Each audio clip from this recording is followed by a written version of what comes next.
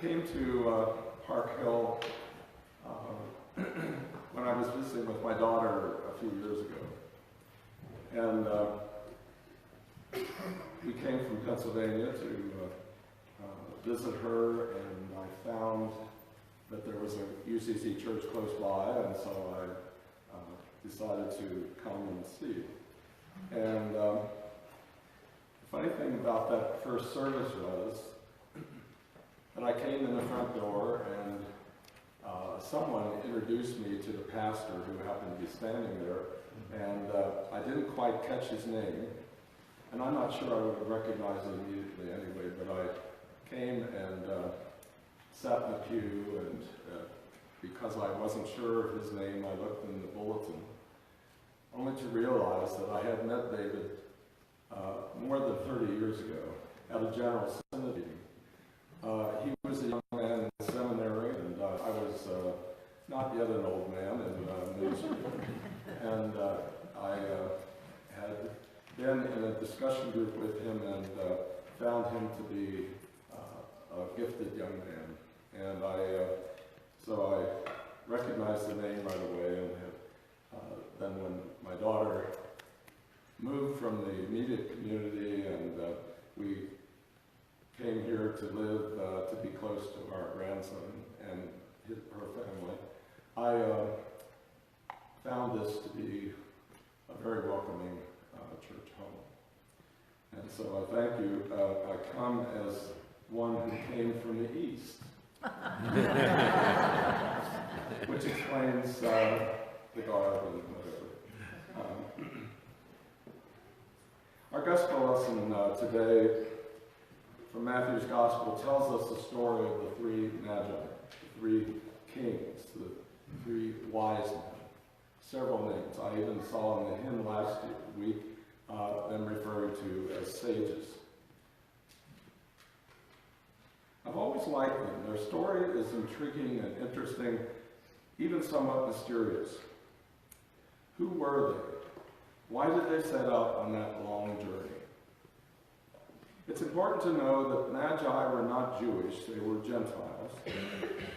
They may have practiced the study of the stars more closely to astrology as horoscopes and such things as that, rather than the scientific study of astronomy. But they were learned enough to know the positions of the stars in the sky. And they were observant enough to notice a new star when it appeared. And they were wise enough to know that it was a sign of the birth of a new king. And they had faith enough to embark on a long journey based on this sign in the heavens. We call this event, this Sunday, this day in the life of the church, Epiphany. An epiphany is an aha moment. It's sort of like the V8 moment, you know. You're just suddenly aware of all the pieces coming together, and you discern the presence and the character of God.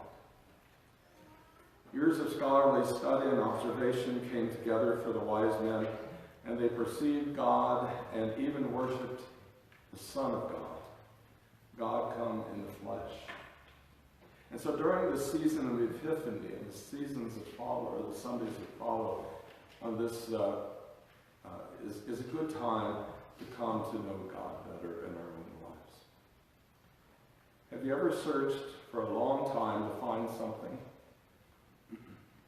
Sometimes people search their whole lives to find that for which they're looking.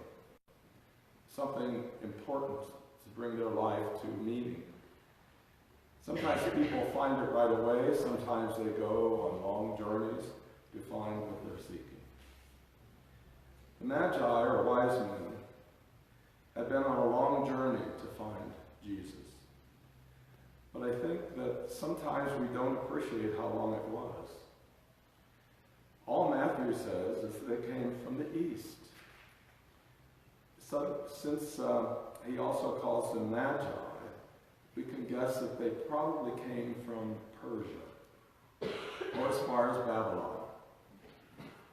And when the southern kingdom of Judea was defeated, and when they went into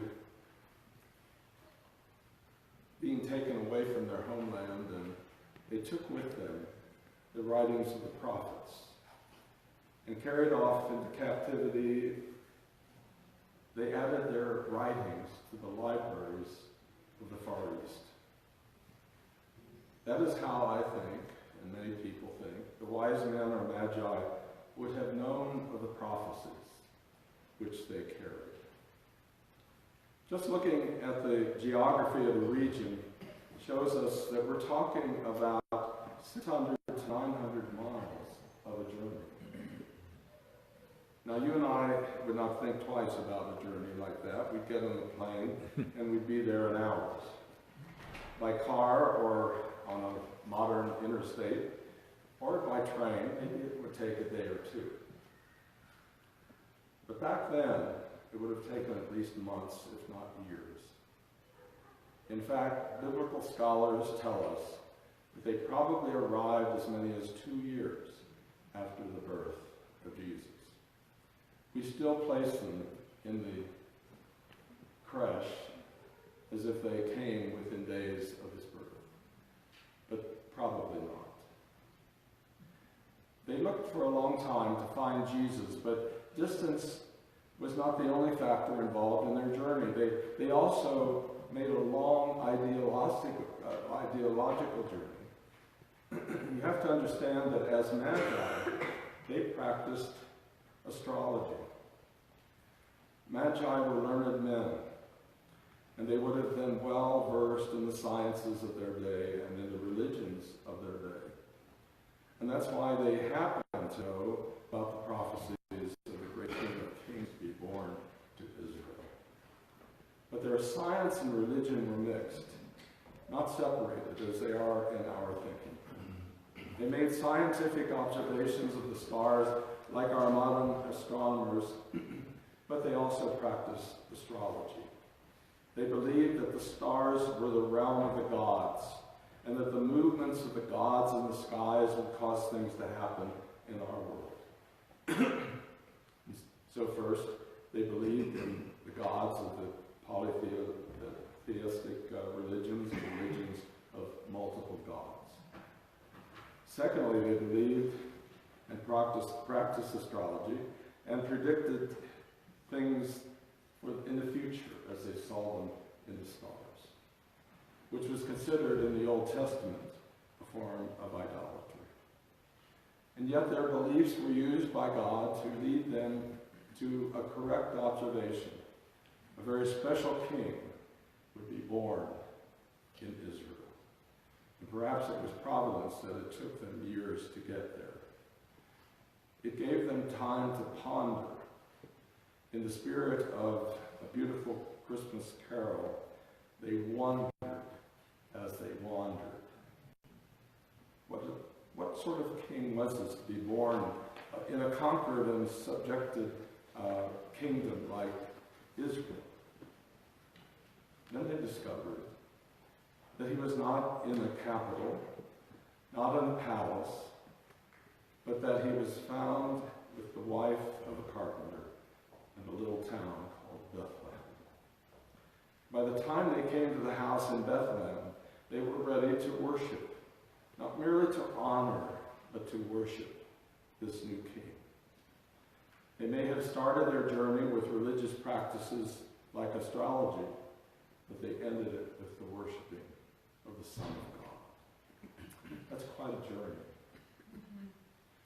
But there must have been a personal journey for each of the wise men. The journey would have been closely parallel to the ideological one. It was a journey of the heart. These were wise and learned men. They had invested their lives in accumulating the knowledge of the ages, and they had become rich and powerful. Magi were sometimes referred as kings because princes and kings would pay them dearly to manage their kingdoms. They were smart and rich and powerful, and they must have believed in these things. They trusted their knowledge and wealth to care for them. And yet, this journey of the heart carried them to trusting in a small, uneducated child who was poor and oppressed. I think the nature of this journey can be seen in the gifts they gave. Matthew says they opened their treasure chests. They probably had other treasures with them, but they chose these, not just for their value, but for their meaning. Gold, which represented the royalty of Jesus as King of Kings. Frankincense, which is used in worship to recognize his divinity. And myrrh, used to embalm the dead, to recognize that he came as a sacrifice. They knew in some level what Jesus was, and they put their trust in him instead of knowledge or wealth or power.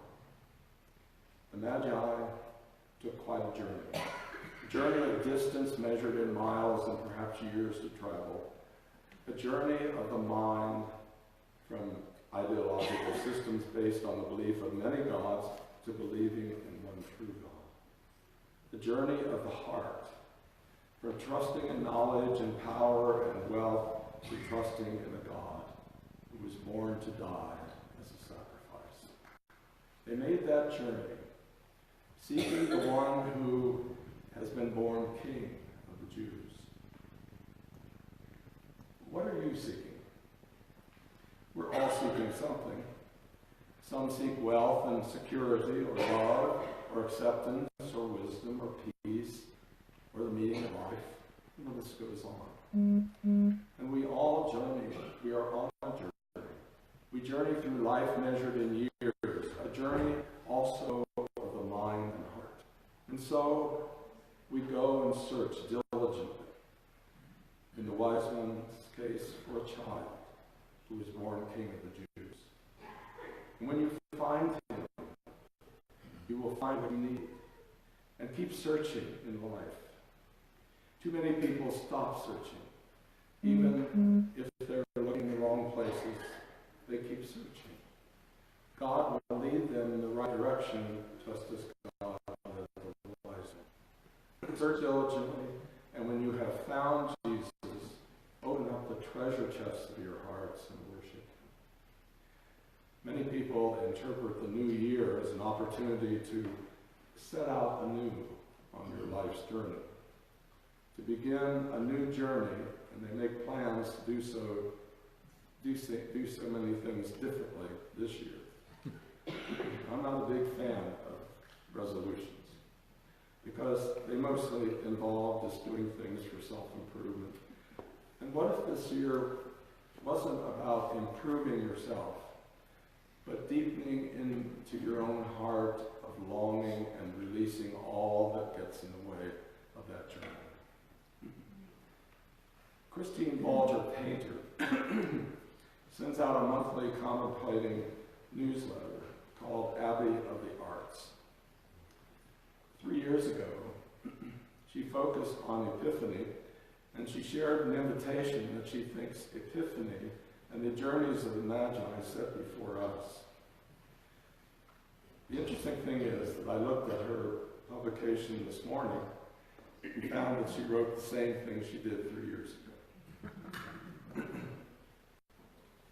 She has been struck by the powerful invitation it offers to us as we enter into the new year. Cross over the threshold of time. She writes, the last few lines of Matthew's text offer us a template for a journey. That is one that we are all invited to make. We can find ourselves in the text if we have ever longed to follow an inkling into the long night, knowing there are gifts waiting for us. Listen to her words. First, she says, follow the star to where it leads. The story begins with the Magi calling upon the grace of night vision. Navigation in ancient times was largely by stars and constellations. Travelers had to know the night sky, to trust the path through darkness, and unknowing. And as you cross this threshold into a new year, what is the star beckoning you in the night? As you stand under a black sky or unknowing, which star is shimmering? The star might be a particular practice, which, when you commit to following it, will guide you to the holy direction. It might be a word to guide you for the year. Secondly, embark on the journey, however long or difficult it may be. Herod gathers all of his chief priests and scribes to find out more about the holy birth, but instead of searching out for himself, he sends the Magi on his behalf. And while Herod seeks outside advice and sends others, the Magi make the journey for themselves. Where are you tempted to trust others to make the journey for you? Perhaps in reading books about the spiritual journey, but never practicing it yourself. How might you own your journey more deeply in the coming year? And third, open yourself to wander along the way. Wonder as you wander through 2019. The scriptures tell us the Magi were overjoyed at seeing the star. I like to imagine them practicing this kind of divine wonderment all along the journey there.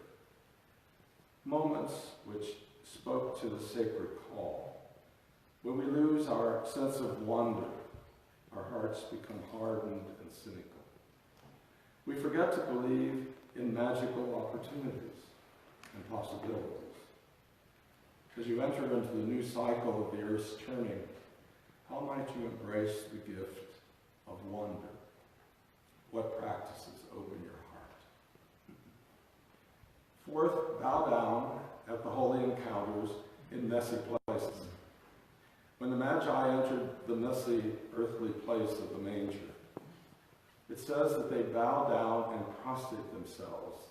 A prostration is an act of humility and honor as one's full body is connected to the earth. As they encounter the sacred in the most ordinary places, how might you express this embodiment and appreciation and honor? And fifth, carry your treasures and give them out freely. The Magi reveal the gifts that they had bought of gold and frankincense and myrrh. Gold representing the honor they brought to the king. Frankincense in the connection to the divine by raising our prayers heavenward. And myrrh, a holy oil of anointing. What are the treasures you carry with you into the new year? How might you offer them even more generously to others in the months to come? And sixth, listen to the wisdom of dreams. The Magi are warned in a dream not to return to Herod, and they listened to that night wisdom. The scriptures are filled with stories of dreams, delivering important messages and facilitating discernment. Our own night dreams arrive unbidden, laden with mystery and meaning. In the new year, how might you honor those stories which emerge from the darkness and surrender of sleep?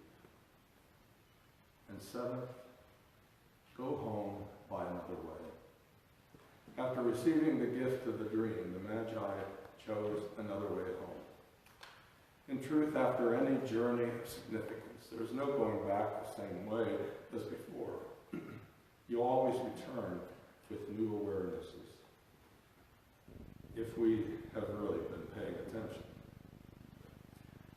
What is the usual path that you travel, which has become suffocating? How would this year call forth new directions in your own life?